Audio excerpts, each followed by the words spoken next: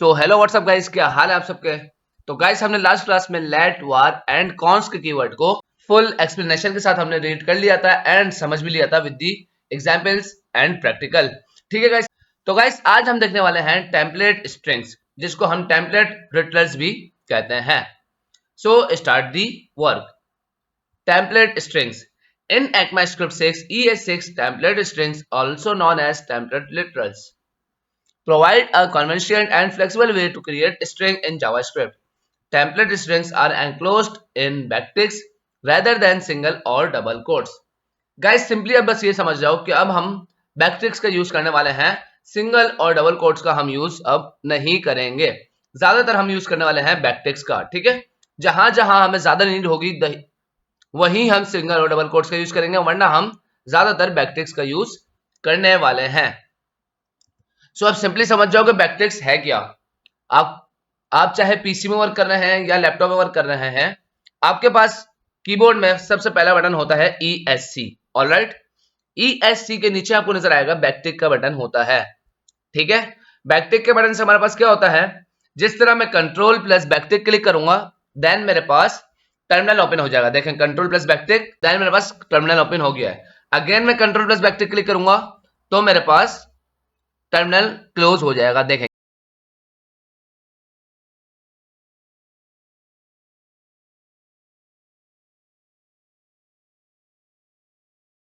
देख लिया आपने।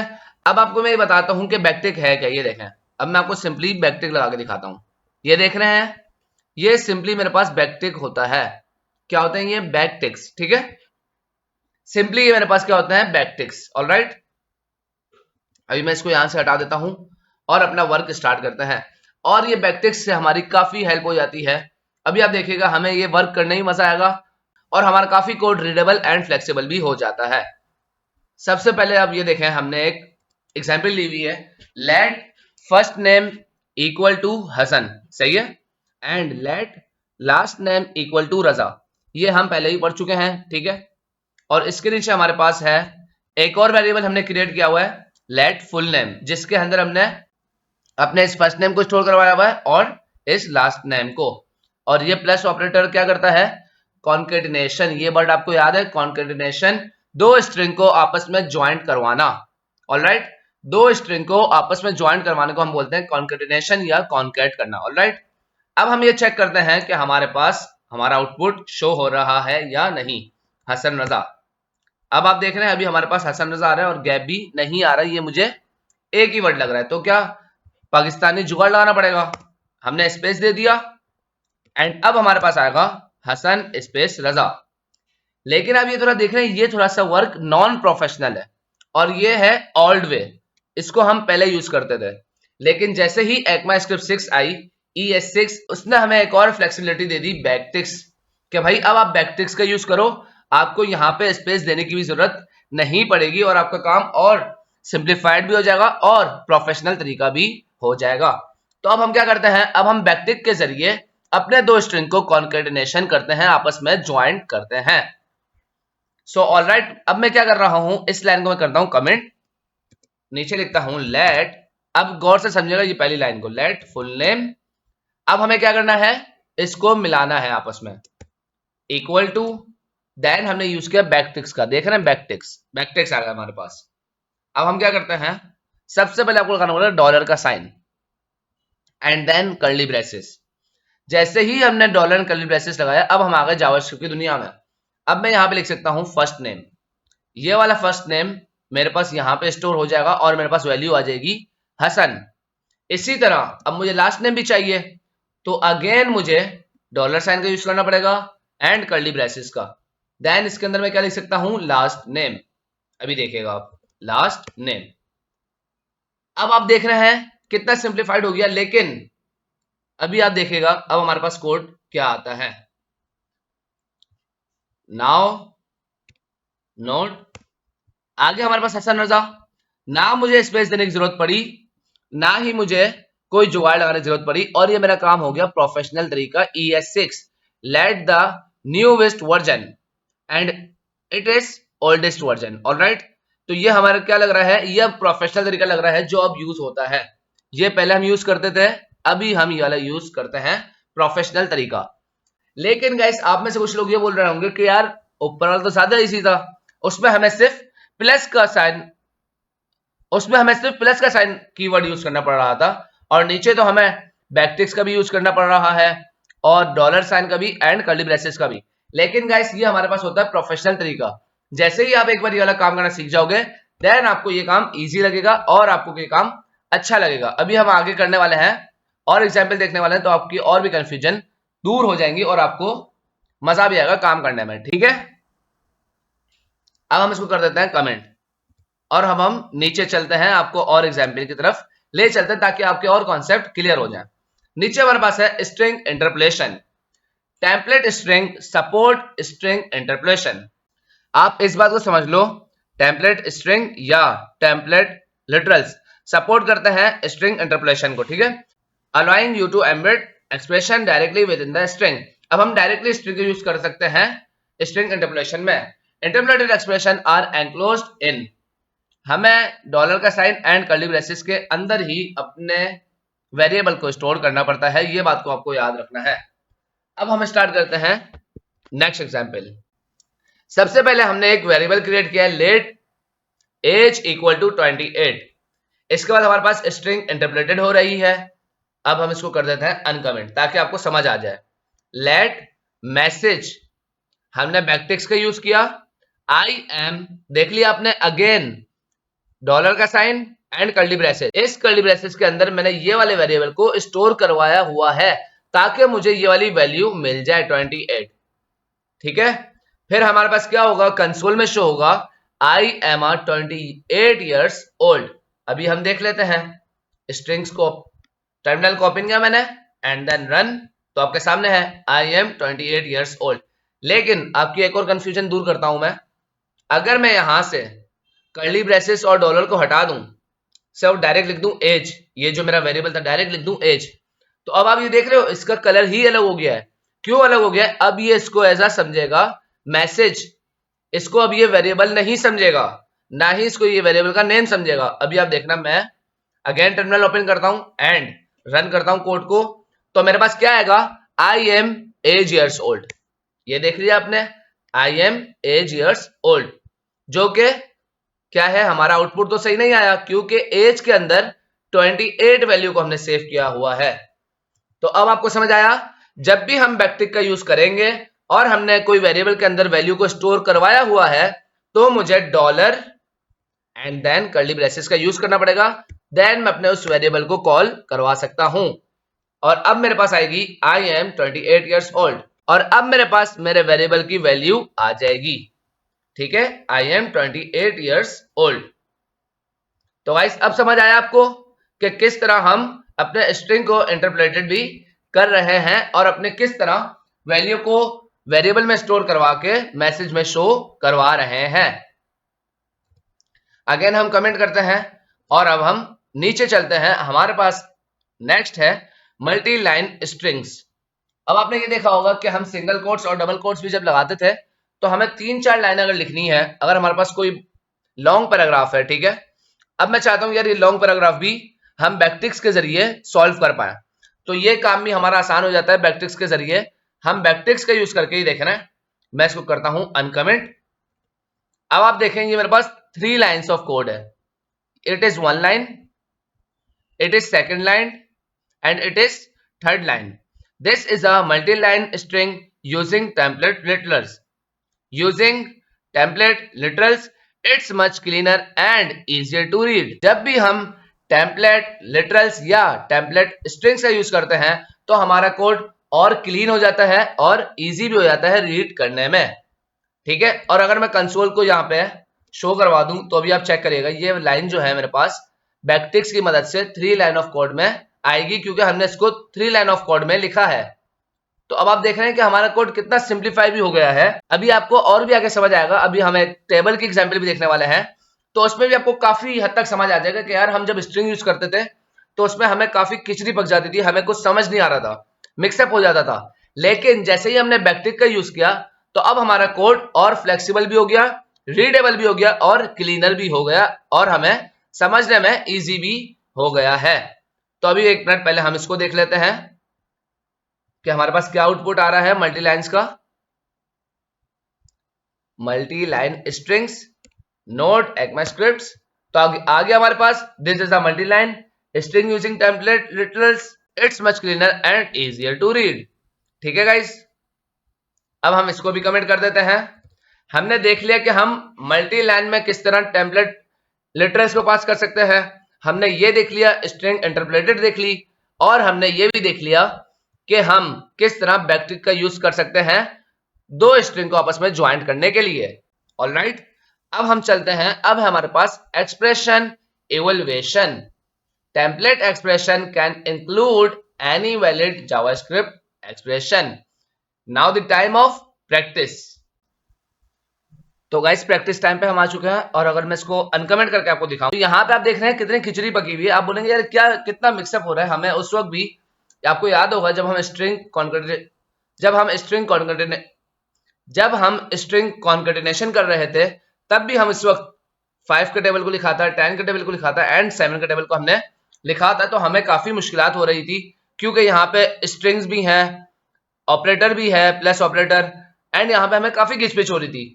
एंड इसी जगह अगर मैं आपको बैकट्रिक्स के यूज करके 5 का टेबल लिख के दिखाऊं या 5 × 5 करके दिखाऊं, तो आप देखिएगा कितना इजी से हो जाएगा। इसको मैं करता हूं कमेंट, और अब आप देखिएगा सबसे पहले एक वेरिएबल क्रिएट किया, लेट नम, हम 5 के लिख देते हैं, let num equal to 5। Alright, and अब देखें आप क्या करते हैं, console.log, एंड अब मैं लिखने वाला हूं बैकटिक्स। सबसे पहले 5 मल्टीप्लाई, क्या करना है हमें, किससे मल्टीप्लाई करवाना है, इस नम से 5 मल्टीप्लाई। तो अभी हमें क्या करना पड़ेगा, सबसे पहले dollar and then curly braces, इसके अंदर num equal to again dollar curly braces and 5 multiply num.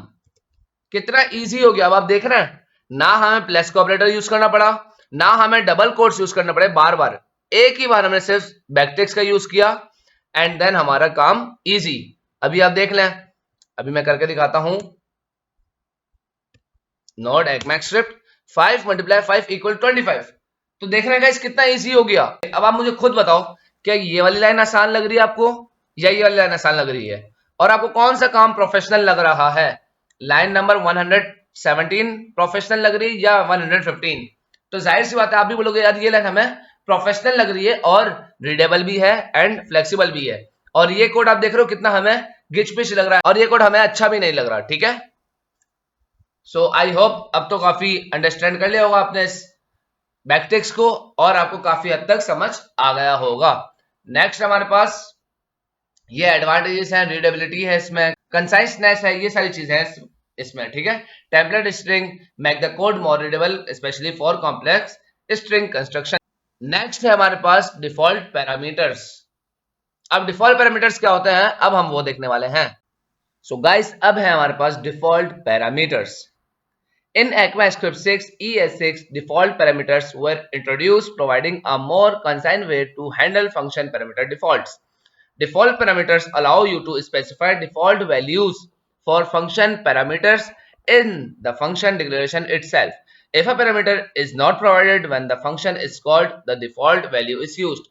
So guys, simply आपको ये समझना है, बाज़-औक़ात क्या होता है, हम फंक्शन क्रिएट करते हैं, ठीक है, आपको ये बात तो पता है कि हम पैरामीटर्स पास करते हैं एंड आर्गुमेंट में अपनी वैल्यू पास करते हैं।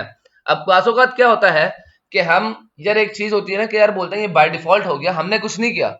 यार ये एक सेंटेंस होता है यार, बाय डिफॉल्ट हो गया, यार ये किस तरह हो गया, यार बाय डिफॉल्ट हो गया। और एक होता है डिफॉल्ट, एक खुद करना और एक खुद ब खुद हो जाना, ये चीज हमने नहीं की। यार मैं रास्ते में जा रहा था तो मैंने देखा ये हो गया, ये मैंने नहीं किया, ये बाय डिफॉल्ट था। लेकिन डिफॉल्ट क्या होता है, जो हम खुद करते हैं, खुद वैल्यू को सेव करवाते हैं। बाज़-औक़ात होता है कि आर्गुमेंट्स में हमारे पास जो वैल्यूज होती हैं, पैरामीटर्स हमने 2 पास किए हैं लेकिन आर्गुमेंट हमने 1 पास किया है।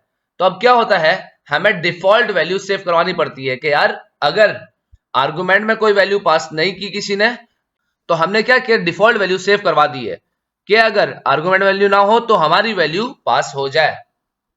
शायद आपके लिए थोड़ा मुश्किल हो रहा है, कोई मसले की बात नहीं है। अभी हम इसको एग्जाम्पल के थ्रू करने वाले हैं डिफॉल्ट फंक्शन को। नीचे आते हैं, प्रैक्टिस टाइम है हमारे पास। Write a function to find sum of two numbers, ठीक है, पहली कंडीशन ये हो गई। But what if during function call user only pass one argument. आ गई वही बात कि आपने फंक्शन पास करना है आपको। सबसे पहले हम फंक्शन पास करते हैं, ठीक है, मैंने लिख दिया फंक्शन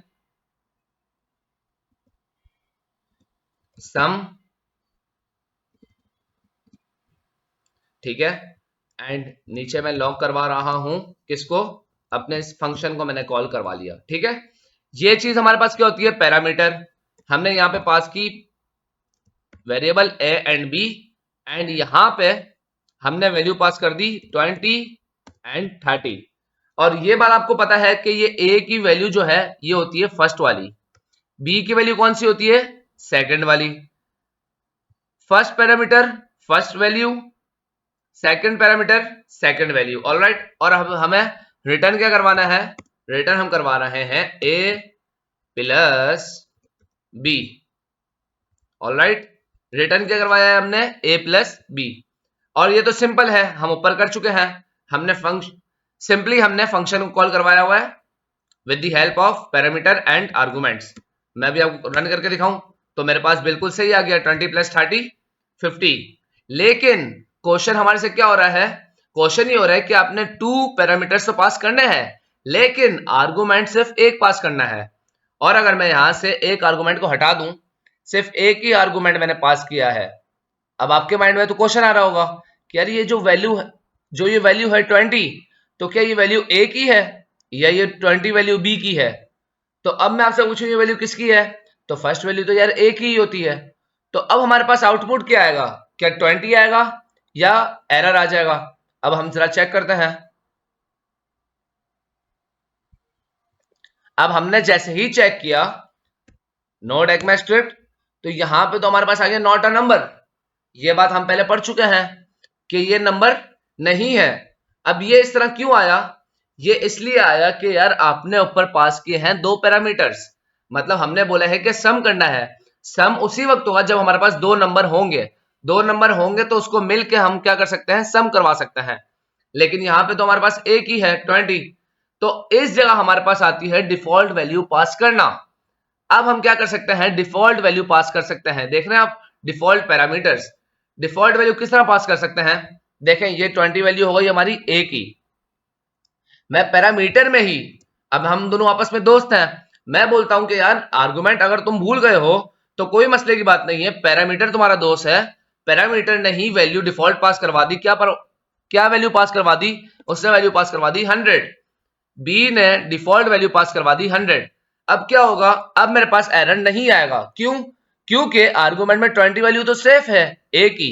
लेकिन बी ने बोला कि यार अगर कोई आर्गुमेंट में वैल्यू पास करना भूल गया है, यहां पे वैल्यू पास करना भूल गया है, तो कोई मसले की बात नहीं है, मैंने डिफॉल्ट वैल्यू पास कर दी है जो है 100। तो अब जरा चेक करना, अब मेरे पास आ जाएगा 120, क्योंकि डिफॉल्ट वैल्यू हमने पास कर दी है। अगर मैं यहां से वैल्यू हटा दूंगा तो अगेन मेरे पास क्या आ जाएगा, एरर, क्योंकि मैंने नीचे एक वैल्यू पास की हुई, क्योंकि मैंने एक वैल्यू पास की हुई है। सो गाइस आई होप आपको अब समझ आया, ठीक है। अगर मैं यहां से हटा दूं, बी से हटा दूं और ए को वैल्यू पास कर दूं, अगर जिस तरह मैंने यहां पे 60 पास कर दिया, तो मेरे पास वैल्यू नहीं आएगी, क्योंकि जो फर्स्ट वैल्यू होती है ये हमेशा आपको याद रखनी है, ये फर्स्ट पैरामीटर की वैल्यू होती है।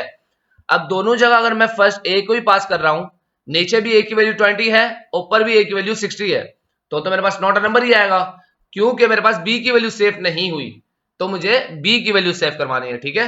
लेकिन अगर मैं यहां से आर्गुमेंट से वैल्यू ही हटा दूं, तो आप जरा चेक करिएगा, अब मेरे पास डिफॉल्ट वैल्यू जो मैंने पास की है वो आंसर आ जाएगा, मतलब 60 प्लस 40, तो मेरे पास आ जाएगा 100। ऑलराइट, समझ आ गया आपको।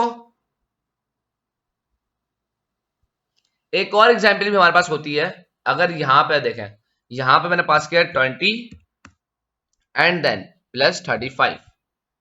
अब देख रहे हैं हमने डिफॉल्ट वैल्यू भी पास की हुई है एंड आर्गुमेंट्स में वैल्यू पास की है। अगर अब मैं आपसे पूछूं कि अब कौन सी वैल्यू आएगी, तो आपका आंसर भी यही होना चाहिए कि हमारे पास आर्गुमेंट्स वाली वैल्यू आएगी, क्योंकि सबसे पहले फंक्शन हमारा जो होता है पैरामीटर्स को देखता है, देन आर्गुमेंट्स को देखता है। डिफॉल्ट वैल्यू को वो बाद में चेक करेगा जो हमने सेव की है 40 एंड 60। अगर यहाँ पे वैल्यूज अगर मैं हटा दूं कंट्रोल प्लस एक्स, तब वो इस वैल्यू को चेक करेगा, ठीक है, जब उसको आर्गुमेंट्स में वैल्यू नहीं मिलेंगी, जब वो डिफॉल्ट वैल्यू को चेक करेगा। लेकिन अगर उसको आर्गुमेंट्स में वैल्यू मिल जाएगी तब वो इस वैल्यू को कर देगा इग्नोर। तो अभी मेरे पास क्या आएगा, अभी मेरे पास आ जाएगा 55, ठीक है, आ गया 55। तो गाइस अब आपको समझ आया किस तरह हम default parameters and default arguments pass करते हैं। हमने इसी को काफी एग्जाम्पल करके देख लिया, अप एंड डाउन भी करके देख लिया इसको, कि अगर यहां पे वैल्यू दें या यहां पे वैल्यू दें तो कौन सी वैल्यू आएगी और कौन सी वैल्यू नहीं आएगी, और कौन सी वैल्यू हमारे पास फर्स्ट पैरामीटर की होती है एंड कौन सी वैल्यू हमारे पास सेकंड पैरामीटर की होती है। सो गाइस आई होप आपको आज की क्लास काफी इंटरेस्टिंग लगी होगी, जिसमें हमने टेम्पलेट स्ट्रिंग्स को कवर किया, default arguments and default parameters को कवर किया है। नेक्स्ट है हमारे पास, नेक्स्ट टॉपिक है हमारे पास एरो, नेक्स्ट टॉपिक है हमारे पास एरो फंक्शन, जो हम इस नेक्स्ट क्लास में कवर करने वाले हैं। So stay tuned for the next video guys. Next video में बहुत ही मजा आने वाला है। जिस तरह हमने आज की वीडियो में काफी चीजें कवर की हैं, हम नेक्स्ट वीडियो में भी काफी चीजें कवर करने वाले हैं। सो अटैच रहें वीडियो से, अपना ख्याल रखें, मिलते हैं नेक्स्ट वीडियो में। अल्लाह हाफिज।